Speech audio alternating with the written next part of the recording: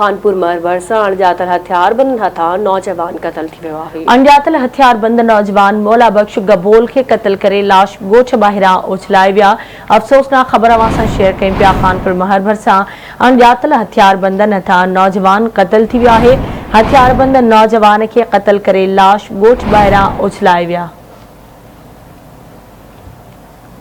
तफ़सील मालूम कंदासीं। असां सां लाइन ते मौजूद आहे कानपुर महर मां आवाज़ न्यूज़ रिपोर्टर मीहर महर।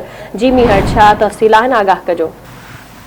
जी बिल्कुल, ही खानपुर महर लॻ ॻोठ कमालदीन गबोल आहे, जिते गबोल बिरादरी जे चङे मुड़ुस गामन खान गबोल जो नौजवान सौट आहे मौला बख्श गबोल, उनखे नामालूम हथियारबंदनि क़तल करे लाश ॻोठ ॿाहिरां कमंद जे फसल में उछलाए फरार थी विया आहिनि। अहिड़े वाक़े जो इतलाह मिलण खां पोइ खानपुर महर पुलिस उते वाक़े वारे हंधि पहुती आहे ऐं मक़तूल नौजवान जो जेको लाश आहे। ठीकु आहे मीहर, वॾी महिरबानी अव्हां जी अपडेट करण लाइ।